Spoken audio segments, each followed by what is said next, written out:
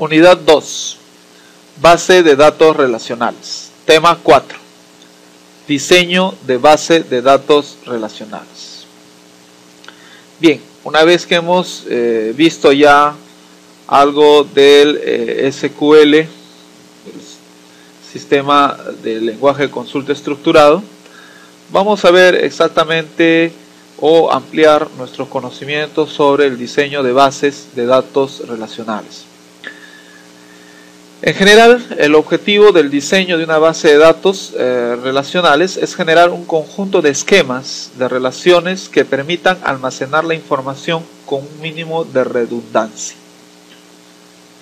Ya hemos mencionado que es imposible evitar las redundancias. Muchas veces las redundancias son usadas también para que el gestor de base de datos tenga una ejecución óptima, pero por lo general en el diseño se trata de minimizar la redundancia de los datos, sin que esto afecte obviamente la recuperación de la información. Una de las técnicas para lograrlo consiste en diseñar esquemas que tengan una forma normal adecuada. Forma normal. Bueno, vamos a ver de qué se trata la normalización. ¿Está bien?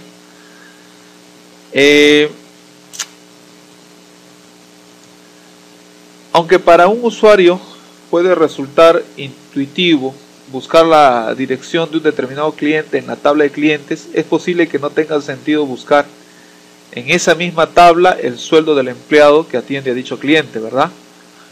El salario del empleado está relacionado con el empleado, por lo que debe moverse a la tabla de empleados. Las dependencias incoherentes pueden dificultar el acceso a los datos, ya que la ruta de acceso a los mismos puede estar rota o no encontrarse. Existen unas cuantas reglas para la normalización de base de datos. Cada regla se denomina forma normal. Si se cumple la primera regla, se dice que la base de datos está en la primera forma normal. Si se cumple las 3 primeras reglas, se considera que la base de datos está en la tercera forma normal. Aunque existen otros niveles de normalización, se considera que la tercera forma normal es la de máximo nivel necesario para la mayoría de las aplicaciones.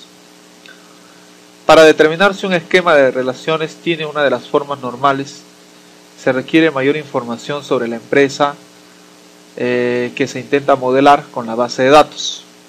La información adicional la proporciona una serie de limitantes que se denomina dependencia de los datos.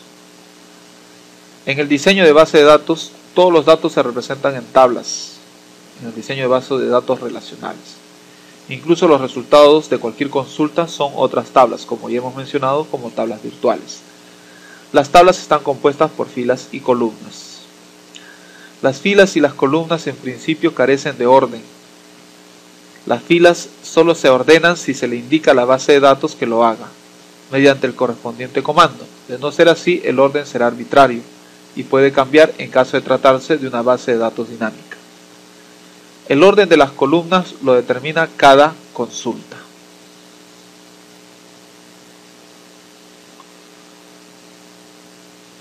Cada tabla tiene una clave primaria o un identificador único compuesto por una o más columnas, que vienen a ser los atributos, ¿verdad?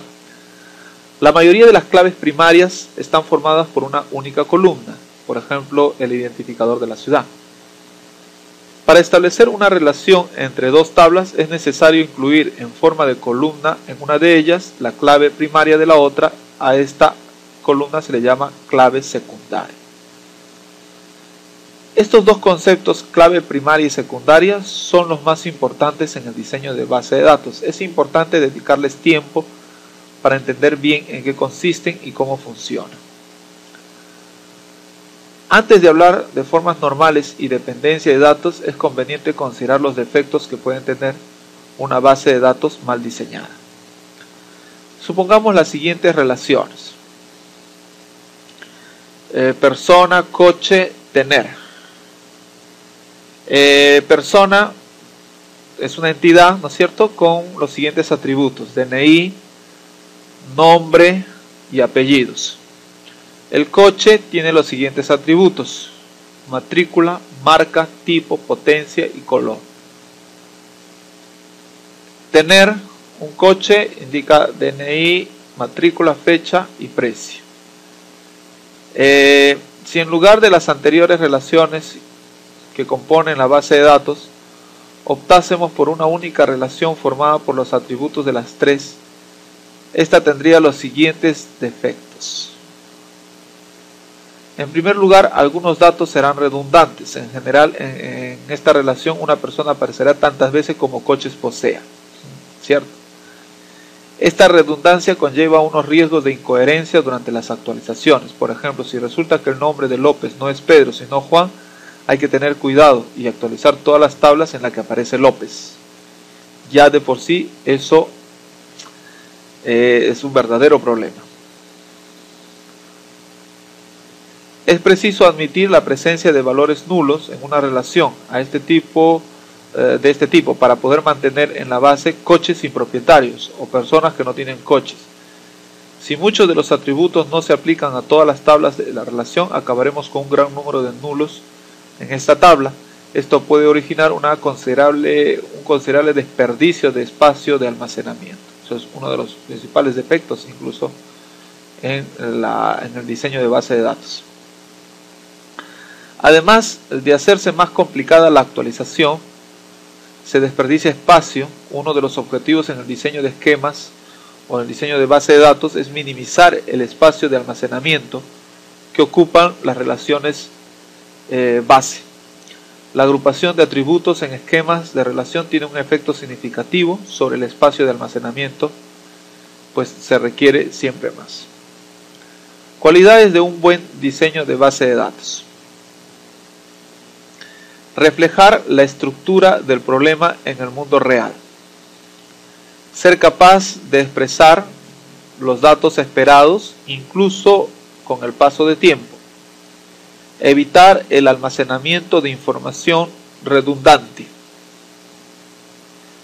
proporcionar un acceso eficaz a los datos, mantener la integridad de los datos a lo largo del tiempo, ser claro, coherente y de fácil comprensión. Muchas veces en el diseño de datos, a veces uno sacrifica o prioriza una cualidad más que otra, puesto que estas podrían llegar a ser contradictorios a los objetivos que se persigue en el diseño de la base de datos. Veamos la primera forma normal. Hemos dicho que hay que pasar por una serie de formas normales. Bien, la primera forma normal consiste en eliminar grupos repetidos en tablas individuales, crear una tabla diferente para cada conjunto de datos relacionados, identificar cada conjunto de datos relacionados mediante una clave principal, no utilizar varios campos en una única tabla para almacenar datos similares. Y estas son algunas de las cualidades que debe cumplirse, y si se cumplen todas estas, diremos que nuestro diseño ha pasado a la primera forma normal. Por ejemplo, para realizar el seguimiento de un artículo de inventario que puede provenir de dos orígenes, un registro del inventario puede contener campos para el código del proveedor y el código del proveedor 2.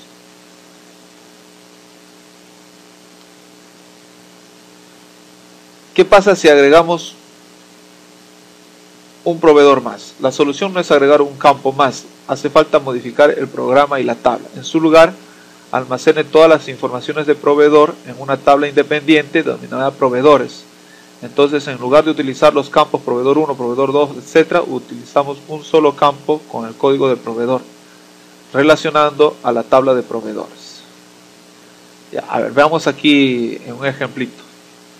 Este es el artículo, y entonces tenemos diferentes artículos y diferentes proveedores.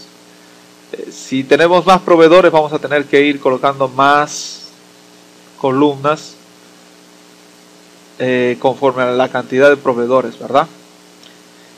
Entonces, en lugar de hacer varios campos para los proveedores en una sola tabla, lo que hacemos es hacer otra tabla con el campo de proveedor y un código que le asignamos. Por ejemplo, al proveedor casita le asignamos 145, al proveedor granja 154, etc.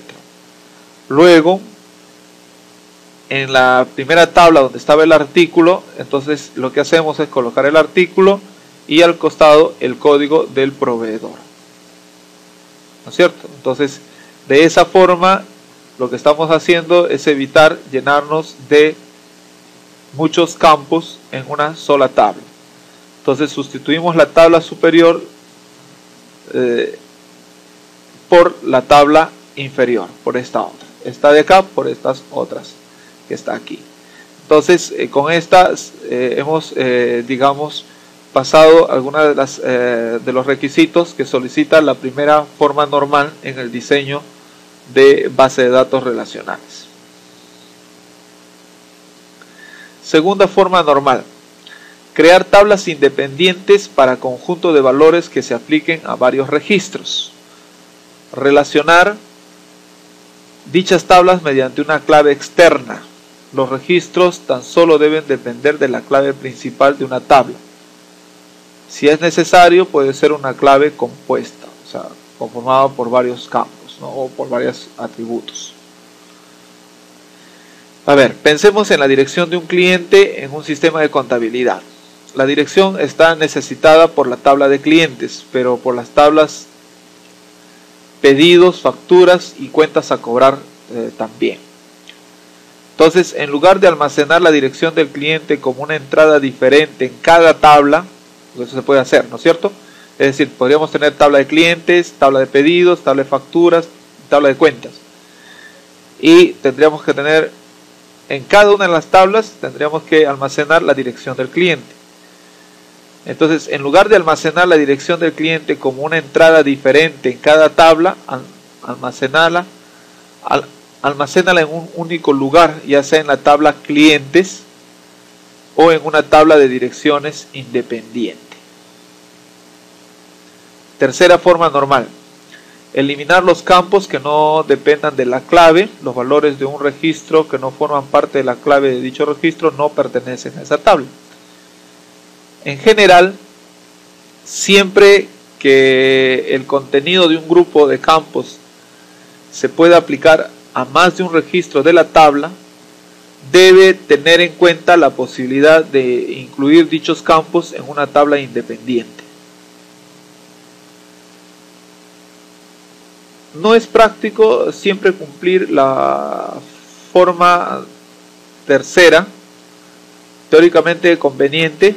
Si tiene una tabla de clientes y desea eliminar todas las posibles dependencias entre campos, deberá crear tablas independientes para ciudades, códigos postales, representantes de venta, clase de cliente y cualquier otro factor que pueda aparecer duplicado en varios registros. En teoría, la normalización merece la pena, pero a veces la utilización de un gran número de tablas pequeñas puede perjudicar el rendimiento, superar la capacidad de memoria y de archivos abiertos del sistema.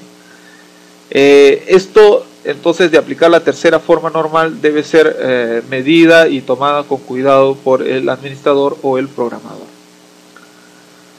Existen otras formas normales. Existe una cuarta forma normal, también llamada voice code, y una quinta forma normal, pero pocas veces se consideran prácticas en un diseño. La omisión de estas reglas puede dar como resultado una tabla que no sea perfecta, pero no debería afectar su funcionamiento. A ver, vamos a ver un ejemplo concreto de cómo normalizar una tabla. Y bien, entonces vamos a partir de este ejemplo. La tabla se llama alumnos. Entonces acá tenemos nombre de campo, tipo de datos y la descripción. ¿Está bien? Tenemos un ID, un código identificador numérico, autonumérico. Tenemos un carnet que el tipo de datos es un número. Carnet de estudiantes es su descripción. El asesor, el nombre del asesor, el tipo de datos es en texto alfabético.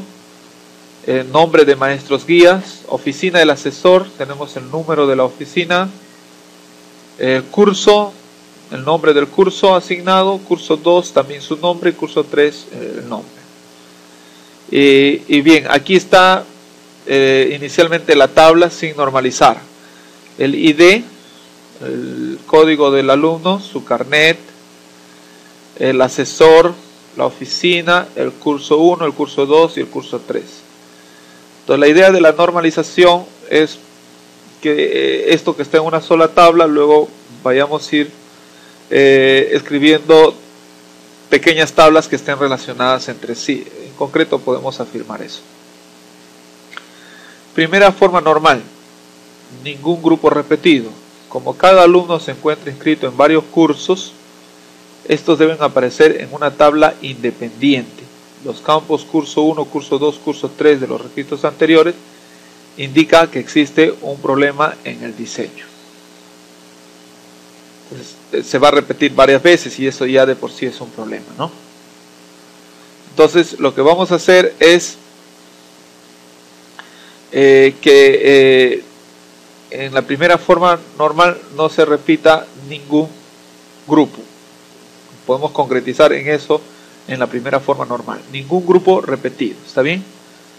Ya. Entonces lo que hacemos es una tablita que tenga código del curso, que sea un número en lugar de que sea el nombre del curso, y el nombre de la materia, su código y el nombre de la materia, y acá el tipo de datos. ¿Está bien? Ya está. Segunda forma normal, elimine datos redundantes. Curso no depende del carnet, que será nuestra clave principal, por lo que la tabla no está en la segunda forma normal. Debemos separar la información de los cursos alumnos a otra tabla. Entonces haremos la tabla asignaciones. Ya está. Entonces, acá está la tabla asignaciones, carnet y código de curso. Carnet, código de cursos. Esta es la nueva tablita. La tabla de alumnos, luego del cambio, va a tener carnet, asesor y oficina del asesor, ¿verdad? Ya tenemos los otros datos agrupados en otras tablas. En la tercera forma normal hay que eliminar datos que no dependan de la clave. Del último ejemplo, de la oficina del asesor depende funcionalmente del atributo asesor.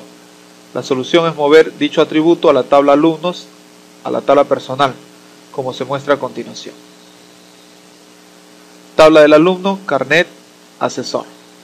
Tabla personal, asesor, oficina. ¿Sí? Estamos haciendo una tabla personal. Y la tabla del alumno queda ahora de esta forma. La tabla normalizada, a la que hemos llegado finalmente en una base de datos bien organizada, tenemos la siguiente. Tenemos una tabla de alumno, una tabla de asignaciones y una tabla de personal. En la tabla de alumno está el carnet del alumno y la del asesor. En la tabla de asignaciones está el carnet y el código del curso. En la tabla del personal está el asesor y su respectiva oficina. Bien, con esto hemos terminado el tema 4, diseño de base de datos relacionales de la unidad 2, base de datos relacionados. Hemos terminado entonces la unidad 2. Aquí en el diseño de base de datos relacionales, recuerda que se intenta optimizar el diseño de base de datos tratando de tener la menor cantidad de datos redundantes. Ese es el objetivo. Y entonces, en ese sentido, hay muchas normalizaciones que hay que hacer, es decir, hay que pasar una serie de etapas que nos indican que el diseño cada vez se está haciendo más coherente. Y entonces hay que pasar por una primera forma normal, una segunda y hasta probablemente una tercera forma normal, como se ha aplicado en este ejemplo. Entonces, de lo que normalmente se tiene una tabla con muchos atributos.